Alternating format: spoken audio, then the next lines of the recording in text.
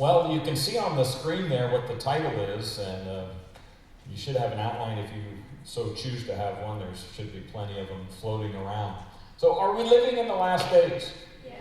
Oh, all right.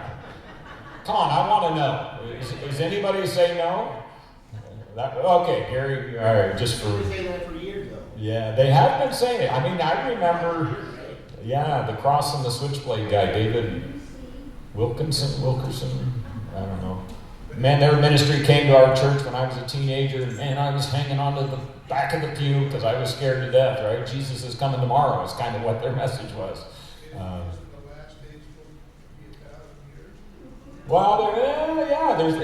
There's so many different terms and interpretations, even the day of the Lord. That gets a little confusing even at times. But so, give me some evidence why you think we're living in the last days. Okay, right is wrong. But they said that thousands of years ago, right? What? Who? Oh. Okay, somebody back here. Okay, yeah, good. Sure, right? So there was some definite clocks that have started over time, right, Larry? Israel has been called God's timepiece. Yeah. Back to 1948, we know that was a big time when things got started, right? So Israel becoming I flipped all this around this morning and now it didn't work. So, we'll just go with it the way it is. So that's on your outline, but before you start your outline, I have front and back and front introduction. So just be patient, okay? Because I want to lay a lot of groundwork, and there's probably no way we'll get through this in 45 minutes, but we're going to try to. So there are 4 pivotal events, okay? So if you look at just from Bible history, right? And we call it dispensations of time. So there's 7 dispensations that most of us in our theological circles, right? So kind of the Baptistic circles, if you will, we kind of have this dispensation of theology. We live in the number 6 one, the church age. We call it the age of grace. It's the time from the resurrection of Jesus until the next event?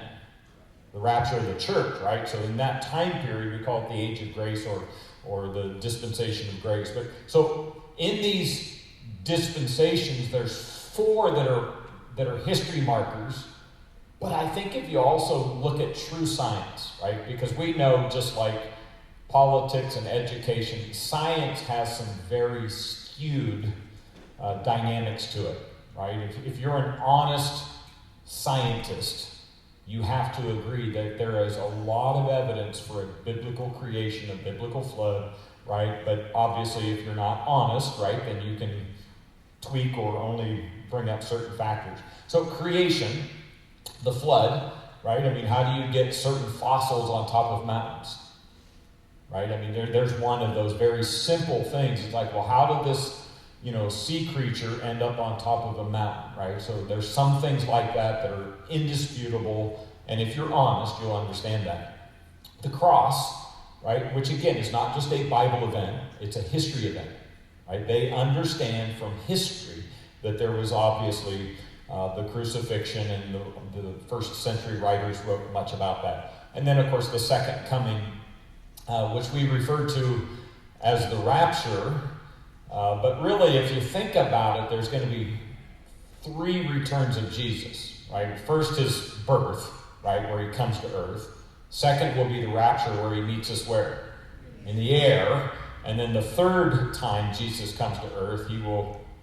Right. He's going to reign for 1,000 years, right? So sometimes when we say the second coming, we get a little confused on that. So what are the last days, right? So I already kind of mentioned about this idea of the day of the Lord, which gets a little bit confusing. And there's actually probably, I don't even want to put a number on it, but let's just say 4 or 5 times more talk about the day of the Lord in the Old Testament than there is the New Testament.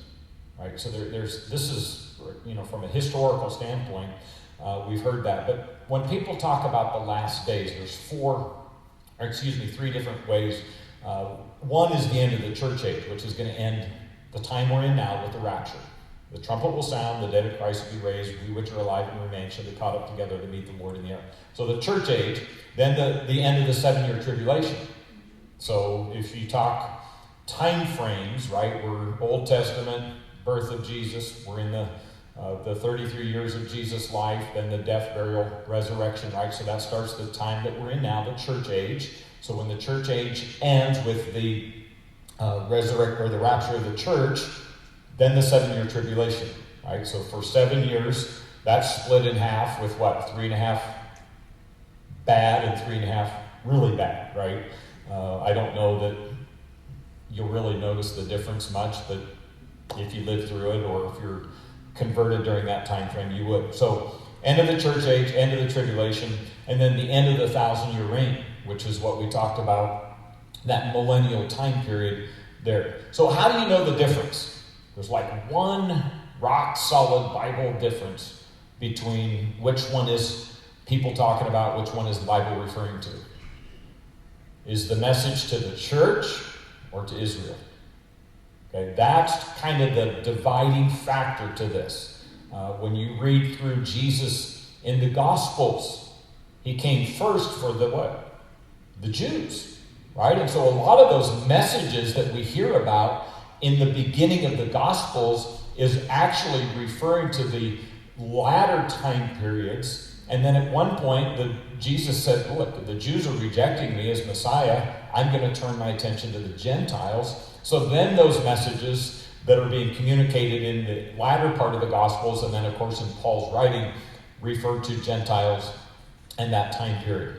So if you're coming in, there's outlines, and we're not even to the outline yet other than point number 1 on the screen. So what are the signs of the times? And some of these will repeat, but I'm still kind of in this introductory part. Ezekiel 37 refers to dry bones. I grew up singing that song, had no clue that it was referring to the Bible.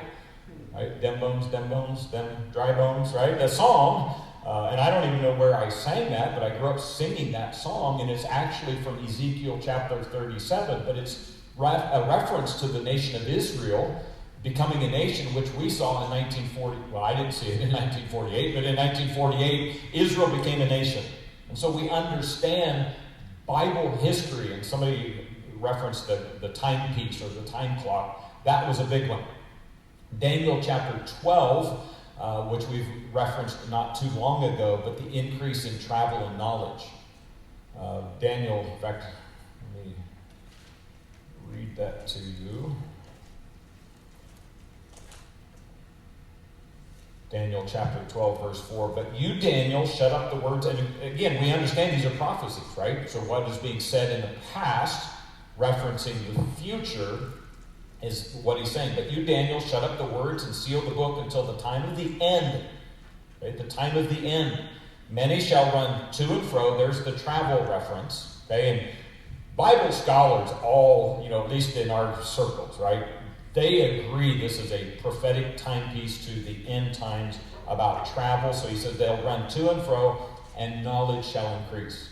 Right? And with the internet and science and A1 and ChatGPT and all the other things that are happening, and even the Democrats and Republicans came together this week, right? Miracle of miracles.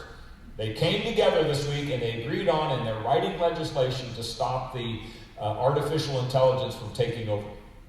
Right? Because it's going to consume us, and it will be part of everything we're talking about. But it's going to replace jobs. It'll replace people. It's just going to take over because obviously that is part of what is happening. So Israel becoming a nation, the increase of travel and knowledge. The Roman army under Titus destroyed the city of Jerusalem. Jesus, remember the passage where Jesus said, you can destroy the temple, I'll rebuild it 3 days, and then he references there won't be a stone upon stone or block upon block. Okay?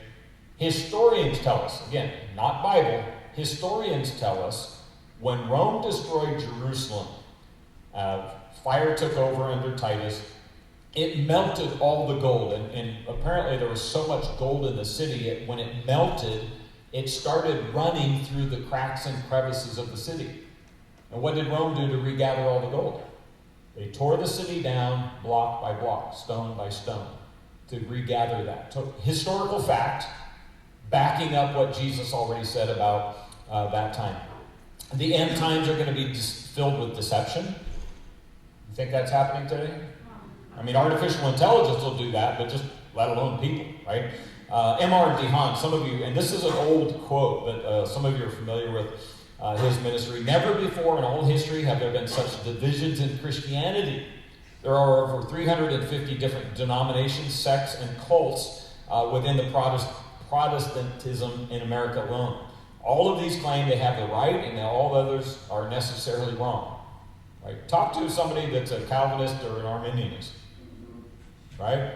We're right. Right?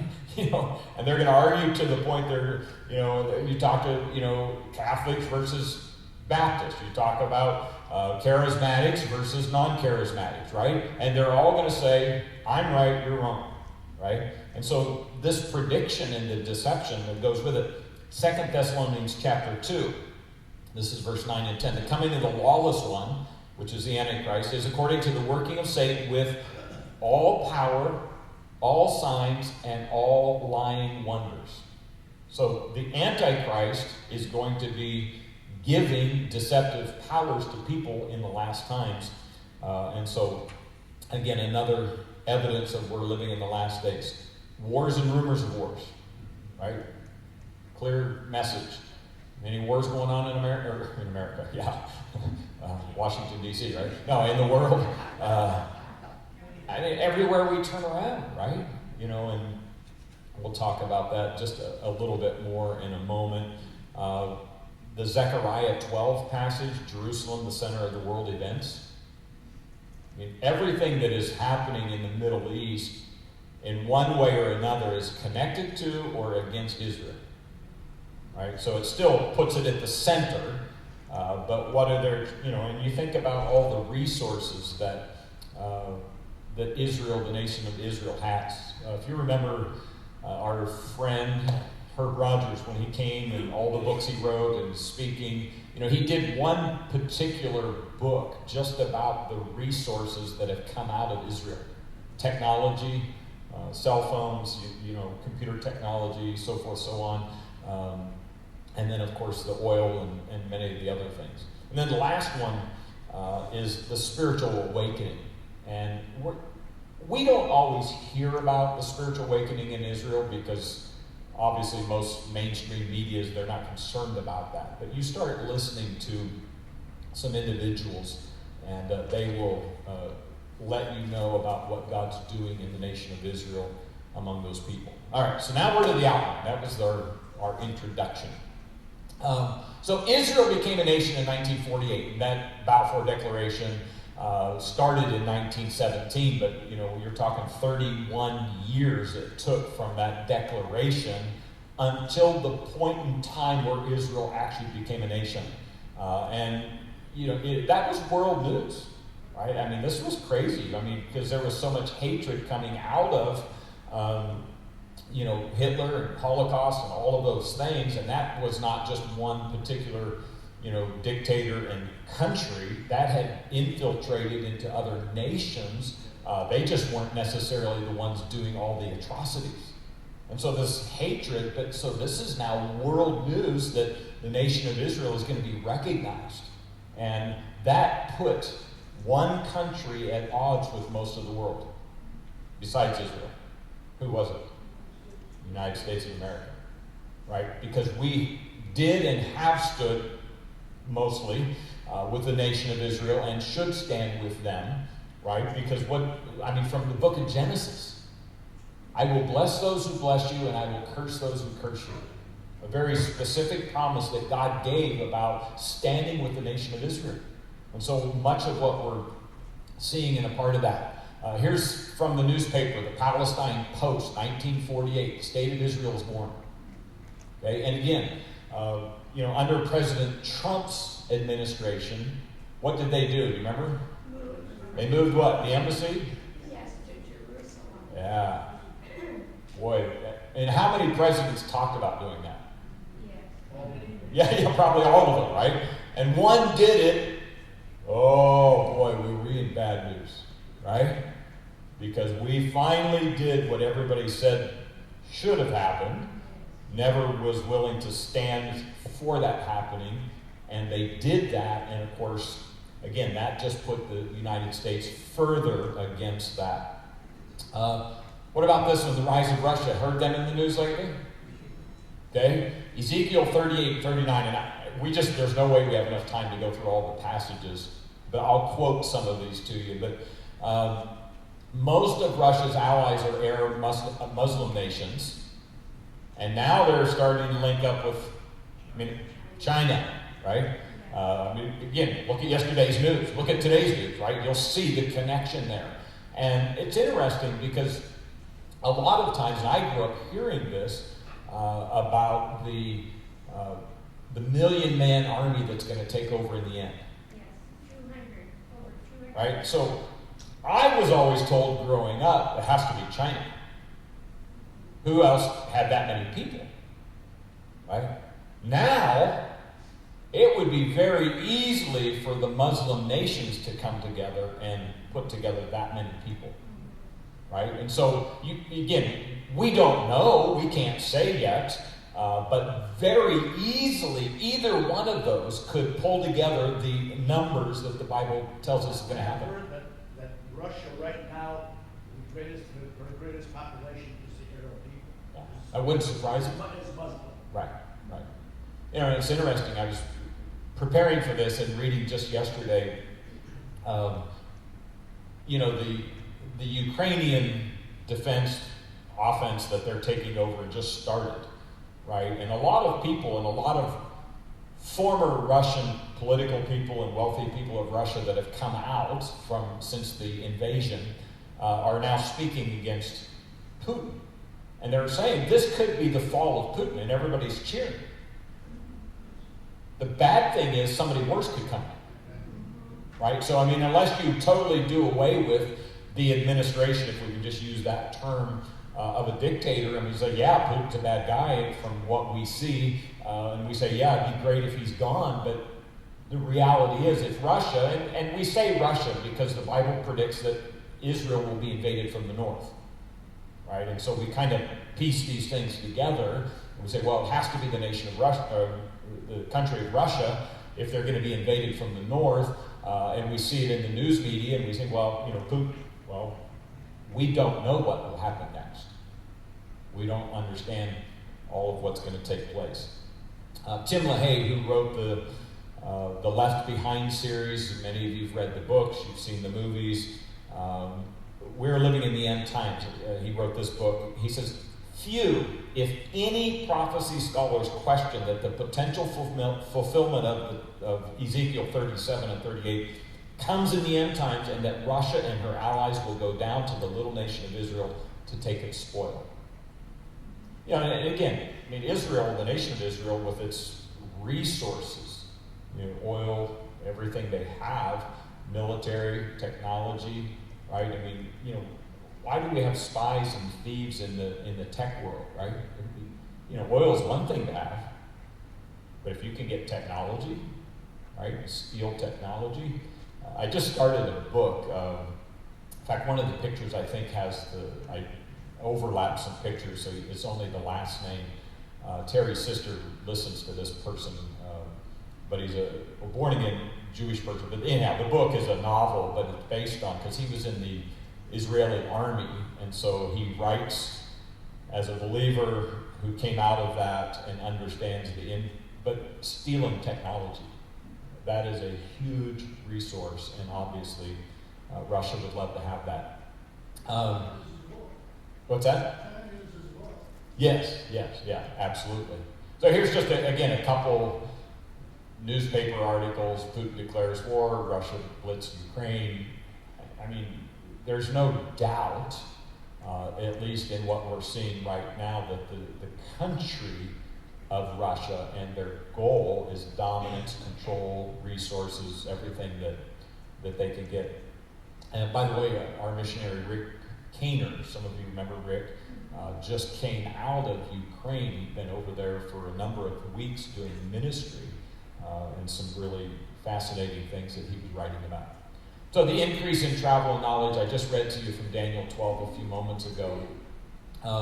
And notice the sub-point there. These are interrelated and will assist a one world order. Let me put the next picture up there.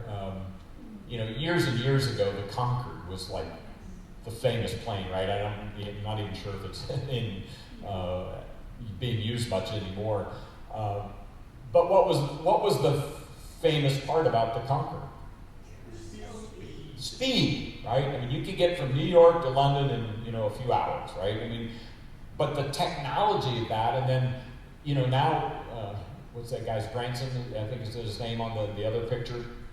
I mean, like you can go to the moon in a private plane, right? I mean, the technology of travel has changed drastically, right? I mean, it was a big deal when we were kids to, they put a man on the moon.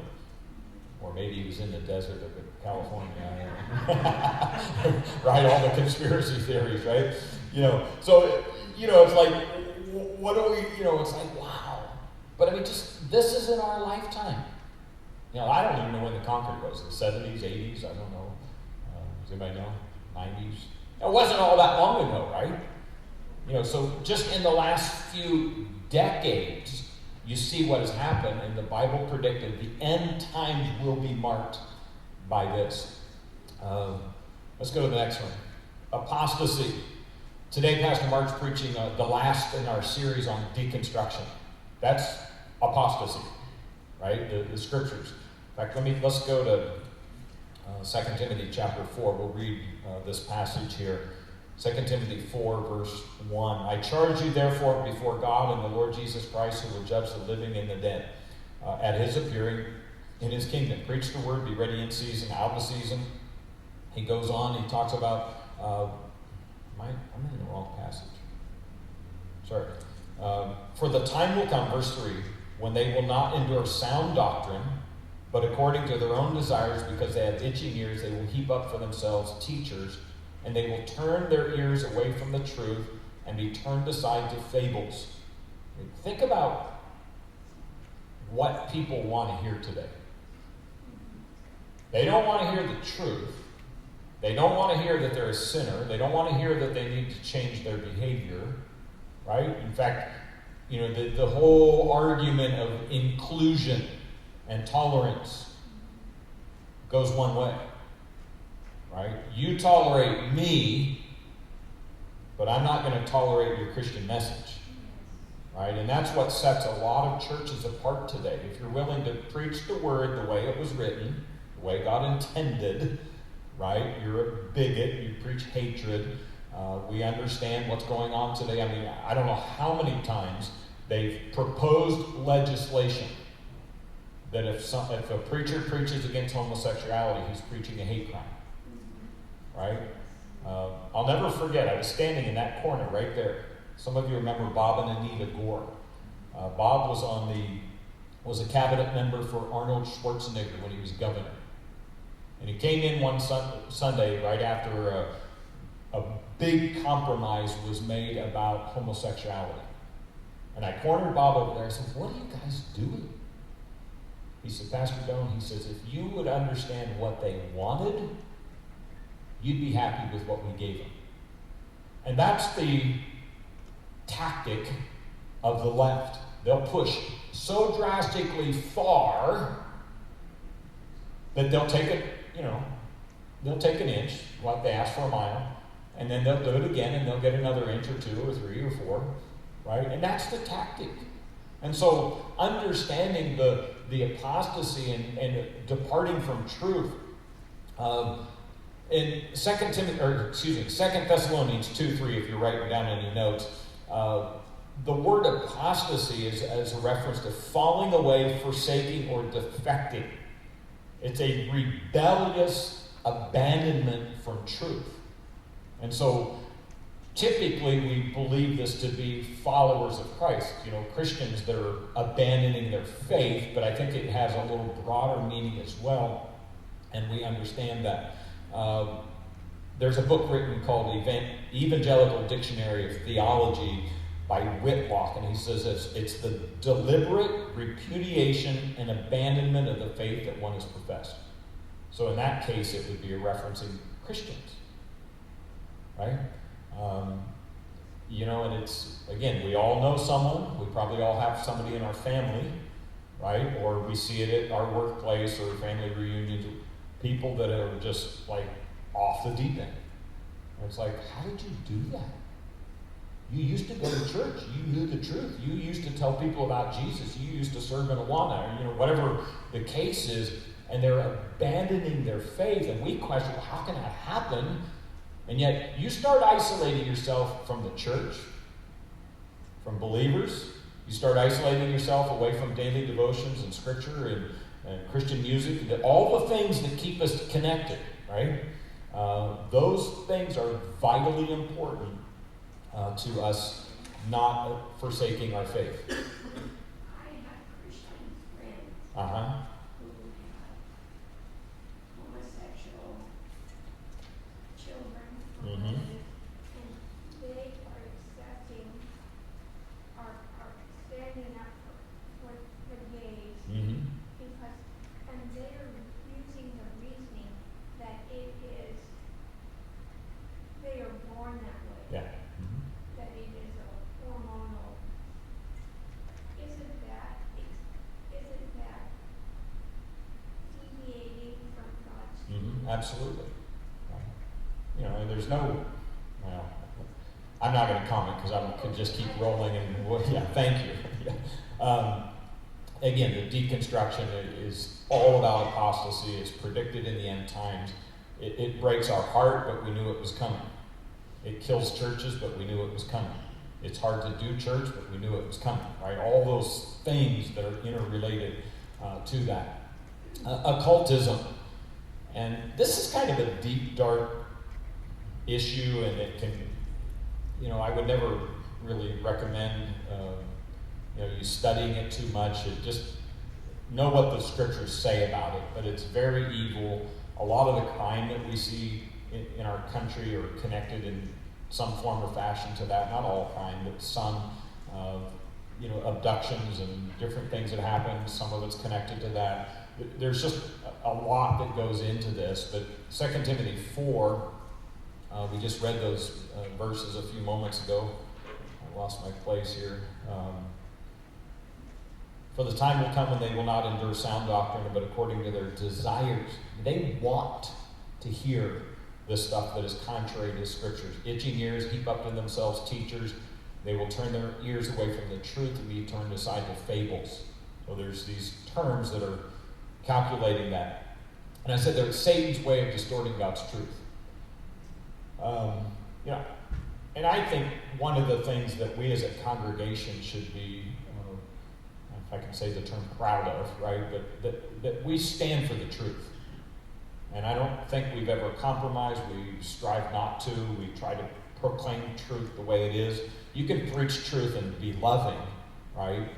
There's a lot of churches that don't do the loving side. It's grace or truth, right? It's one or the other. And we did a whole series on that, right? We tried to make sure that we're doing that, but understanding that. Let me read a couple of books. Dave Breeze wrote a book called Know the Marks of the Cult. It's a religious perversion, is his term. It is a belief and practice in the world of religion which calls for devotion to religious view or leaders centered in false doctrine. Easy to say that. John MacArthur. Paul warns Timothy that in the dangerous seasons of this age, many people would become intolerant of the confrontive, demanding preaching of God's word. Well, that's our culture today, right? Intolerant of truth. M.R.D. Hunt, Signs of the Times. It has been said that a new cult springs up at least once a month in the United States. That's an old book. Once a month in our country. He goes on and says, and that no matter how fantastic and fanciful its teachings may be, or how wild its claims, there are always those who are willing to be deceived. You Google cults and what they're based on. I mean, everything from dandelions to witchcraft. I mean, it's like craziness of what people can be deceived in. And you say, well, how in the world did they believe that?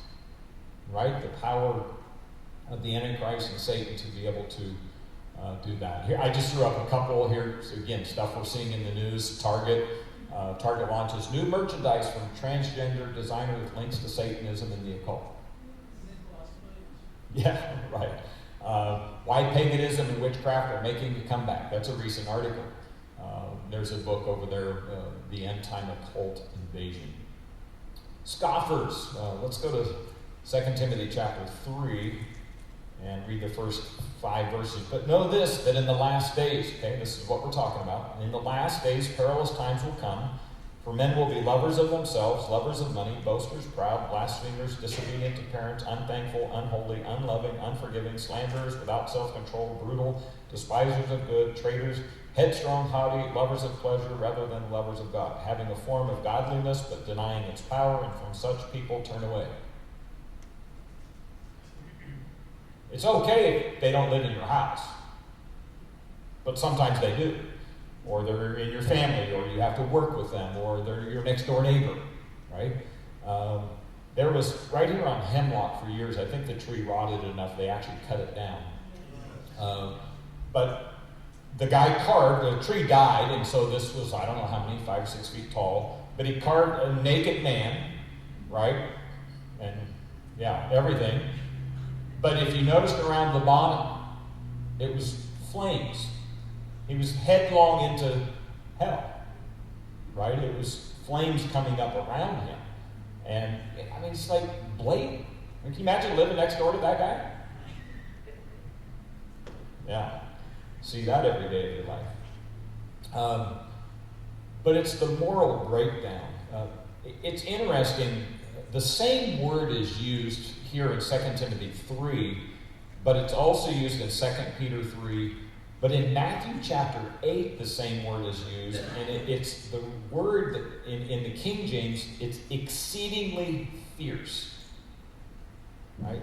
So these are not just, you guys are Christians, I can take it or leave it, or go do your thing, or stay in your church, just don't bring it outside the walls of the church.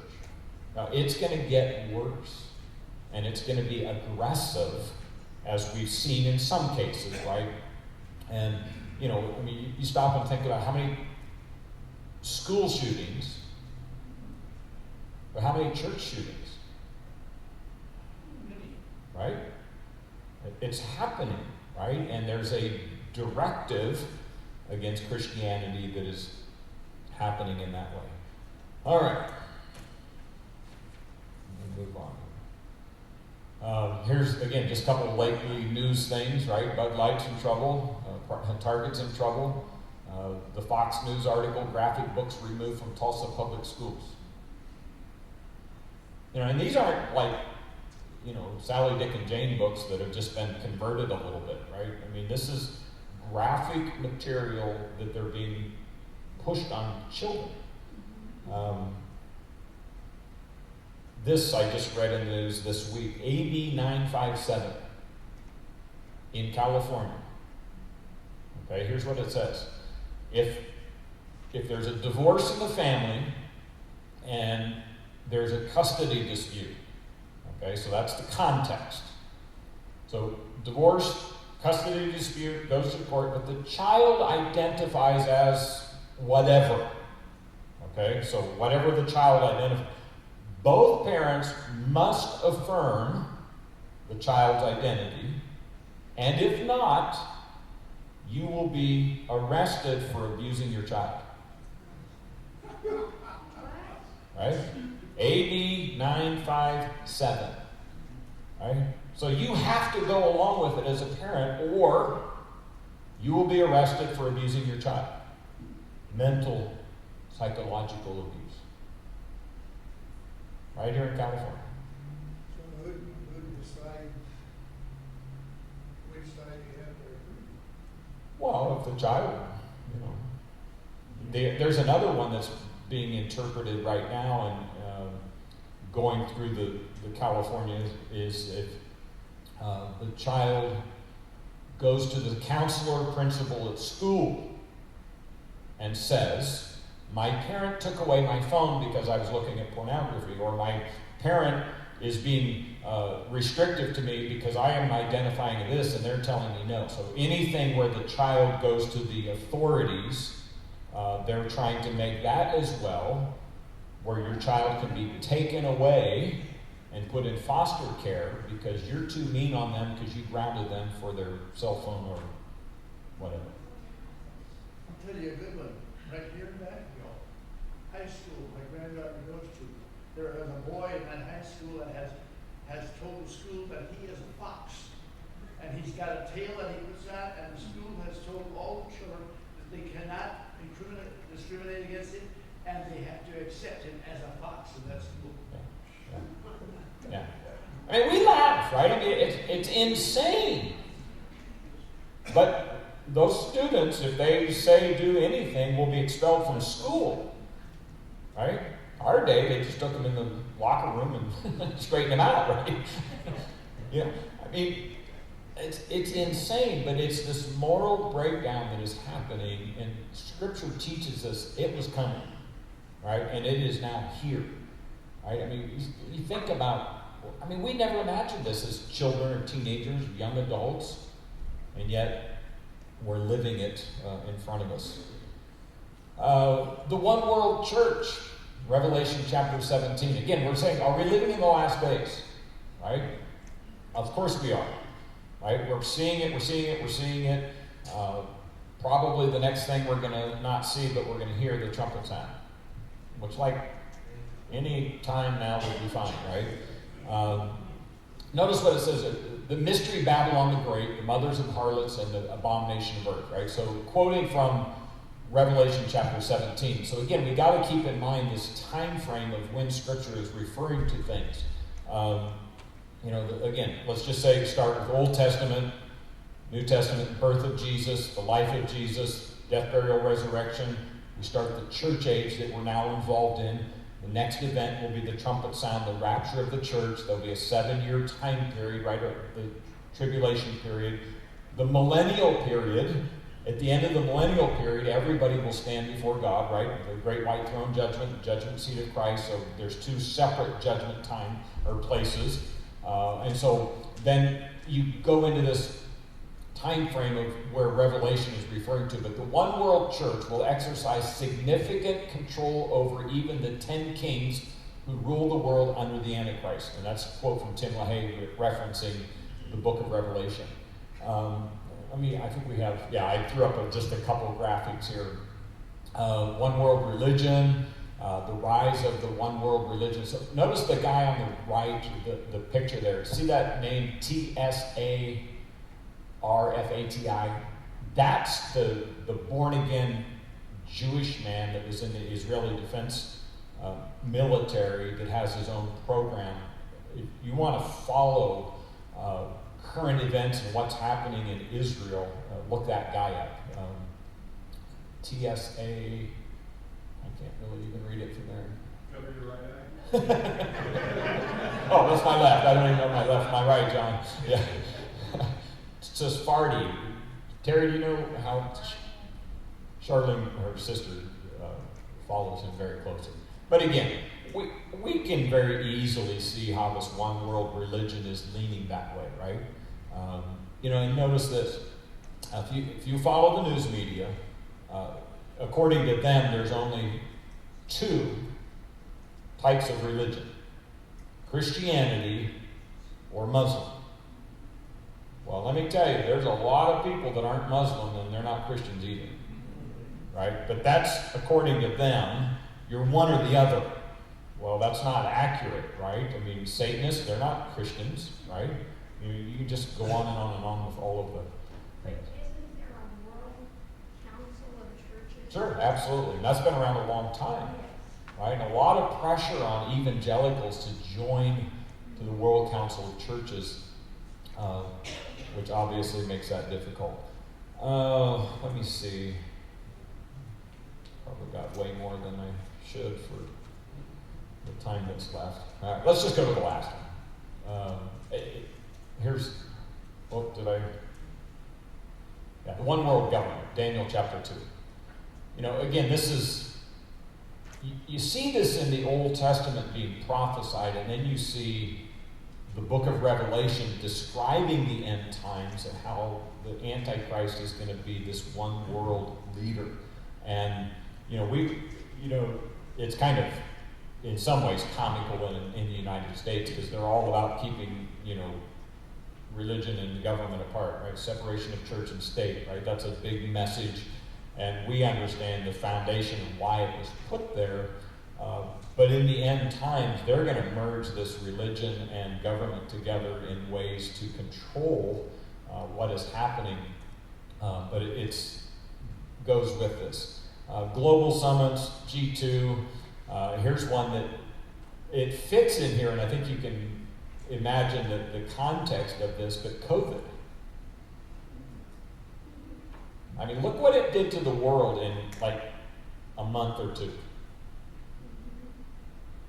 And if you didn't follow the leaders, right? I mean, you were out, right? And either side of the issue, we have to understand. And just this last week, Mark Zuckerberg, Facebook, finally admitted the government told me what to do with anybody that disagreed with COVID.